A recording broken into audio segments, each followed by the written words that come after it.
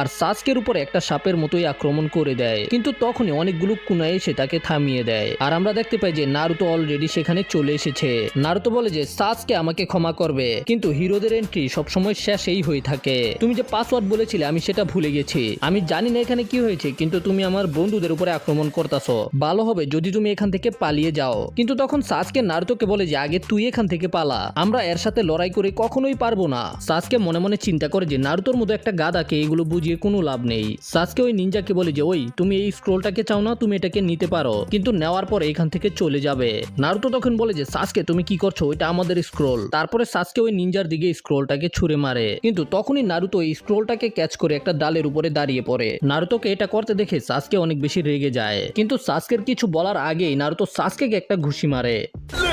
এটা দেখার পরে তো সাকুরা একেবারে অবাক হয়ে যায়। সাসকে নারুতোকে জিজ্ঞাসা করে তুই এটা কি করতাছস ভাই? নারুতো বলে যে আমি জানি না পাসওয়ার্ড কি, কিন্তু আমি এটা জানি যে আমি হলাম নারুতো উজুমাকি, কিন্তু তুমি কখনোই সাসকে হতে পারো না। আমি যে সাসকে চিনি সে কখনোই এইরকম গাদ্দারি করবে না, সে কখনোই ভয়ে পালিয়ে যাবে না। আর যদি তুমি আসলে এমন হয়ে থাকো তাহলে আমার নিজের উপরে লজ্জা হচ্ছে যে আমি তোমাকে নিজের রাইভেল বানিয়েছি। শত্রু যত শক্তিশালী হোক না কেন আমি তার সাথে লড়াই করব।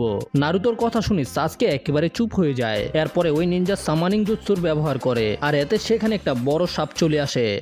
ওই সাপটা নারুতোর উপরে আক্রমণ করতে শুরু করে দেয়। সবাই ভয় পেয়ে যায়, কারণ নারুতো ওই সাপের কাছ থেকে মাইর খাইতেছিল, কিন্তু তারপরেও নারুতো হার মানে না। ওই নিনজা নারুতোর উপরে একটা ভয়ানক আক্রমণ করে, যে কারণে নারুতো নিচে পড়তে শুরু করে দেয়। আর নারুতোকে একেবারে শেষ করে ফেলার জন্য একটা শেষ অ্যাটাক করতে যায়, কিন্তু তখনই নারুতোর ভিতর থেকে নাইন টেলের চাকরা বের হতে শুরু করে দেয়। আর নারুতো উঠে একটা পাগলের মতো ওই সাপের উপরে আক্রমণ করতে শুরু করে দেয়। আর নারুতোকে এটা করতে দেখে ওই সাপটা নারুতো থেকে দূরে যাওয়ার চেষ্টা করে। আর এটা দেখার পরে সবাই অবাক যে নারুতোর ভিতরে এই রকম শক্তি কোথায় থেকে আসলো। এরপরে ওই নিনজা নারুতোর দিকে একটা ফায়ার স্টাইল জুৎসুর ব্যবহার করে, এতে নারুতো একটা গাছের সাথে গিয়ে ধাক্কা খায়। তখন ওই সাপটা সাসকের উপরে আক্রমণ করার জন্য যেতে থাকে, কিন্তু তখনই নারুতো একটা হিরোর মতো সাসকের সামনে চলে আসে, ওই সাপটাকে থামিয়ে দেয়। আর নারুতো সাসকে বলে যে কি সাসকে তুমি কি ব্যথা পেয়েছো?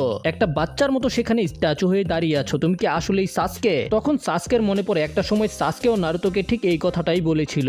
তখনই ওই নিনজা নারুতোকে নিজের জিহ্বা দিয়ে ধরে ফেলে, আর নারুতোকে নিজের সামনে নিয়ে এসে বলে যে তো 12 বছর আগে যে ঘটনা ঘটেছিল তাহলে সেটা সত্যি, তাহলে তোমার ভিতরেই আছে ওই নাইন টেল ফক্সের স্পিরিট। আমি বুঝতে পেরেছি যখন তুমি অনেক বেশি রেগে যাও তখন নাইন টেলের চাকরা বেরিয়ে আসে। সে নারুতোর শার্টকে নিজের জিহ্বা দিয়ে উপরে তোলে, আর যেখানে নাইন টেলের সিল ছিল সেখানে আরো একটা সিলিং জুৎসু লাগিয়ে দেয়, যেন যখন নারুতোর নাইন টেলের চাকরার দরকার হবে তখন নারুতো সেটাকে ব্যবহার করতে পারবে না এই সিলিং জুৎসুর কারণে। আর তারপরেই নারুতো অজ্ঞান হয়ে যায়, আর ওই নিনজাটা নারুতোকে অনেক দূরে ফেলে দেয়। সাকুরা এটা দেখার পরে অনেক বেশি অবাক হয়ে যায়। সাকুরা সাসকেকে বলে যে তুমি সবসময় নারুতোকে লুজার বলো, কিন্তু সে তোমার মতো বিশ্বাসঘাতক না। তখন সাকুরার কথা শুনে সাসকের নিজের অতীতের কথা মনে পড়তে শুরু করে, যে কিভাবে সাসকের নিজের বড় ভাই এক রাতের ভিতরেই পুরো ক্ল্যানকে শেষ করে দিয়েছিল, যেটা সম্পর্কে আমরা আরো পরে জানতে পারবো, যেটা অনেক ভয়ানক স্টোরি। আর এগুলো চিন্তা করার পরেই সাসকে নিজের শারিঙ্গানকে অ্যাক্টিভ করে ফেলে। সাসকে দ্বিতীয়বারের জন্য রেডি হয়ে যায় লড়াই করার জন্য।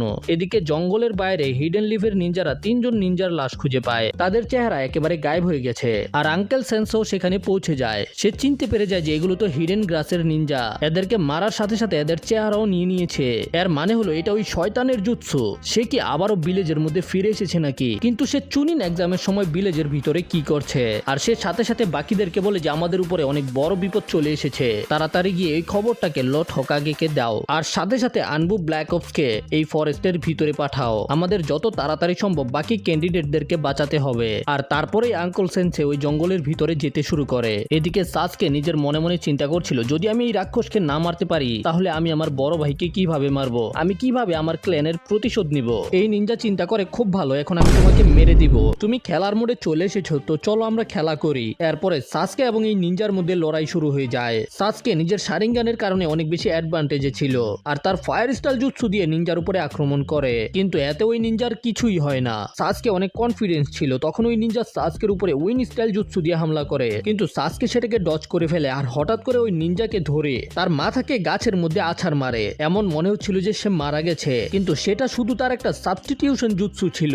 তখনই হঠাৎ করে ওই নিনজা এসে সাসকের চেহারার মধ্যে একটা ঘুষি মারে, আর তারপরে ভাম ভাম ভাম সাসকের উপরে ঘুষার বৃষ্টি পড়ে, এতে সাসকে দূরে গিয়ে পড়ে। কিন্তু তখনই আমরা দেখতে পাই যে সাসকে আগেই ওই নিনজার কাপড়ের মধ্যে ছোট ছোট বোম লাগিয়ে দিয়েছে, যে কারণে সেখানে ছোট ছোট বিস্ফোরণ হয়। আর তার মনোযোগ সরার সাথে সাথেই সাসকে তাকে সুতা দিয়ে বেঁধে ফেলে। আর তারপরে নিজের সর্বশক্তি দিয়ে তার উপরে ড্রাগন ফ্লেম জুৎসুর ব্যবহার করে। এতে পুরো গাছ পুড়ে ছাই হয়ে যায় আর তাদের মনে হয় যে এই নিনজাটা শেষ হয়ে গেছে। কিন্তু তাদের আনন্দ করার আগে ওই নিনজা আবার সামনে চলে আসে। সাকুরা এবং সাসকে তাকে জীবিত দেখে অনেক বেশি ভয় পেয়ে যায়। আর তখনই আমরা দেখতে পাই যে সে যে নিনজার চেহারা চুরি করেছিল সেটা একটু ফেটে গেছে। এতে আমরা তার আসল চেহারাটা একটু দেখতে পাই। আর ওই নিনজা বলে যে আমি অনেক সারপ্রাইজ হয়ে গেছি সাসকে, তুমি এত কম বয়সে নিজের শারিঙ্গানকে এত ভালো ব্যবহার করা শিখে গেছো, কিন্তু একটা কথা বলো, তুমি কি আসলে ইতাচি উচিহার ভাই?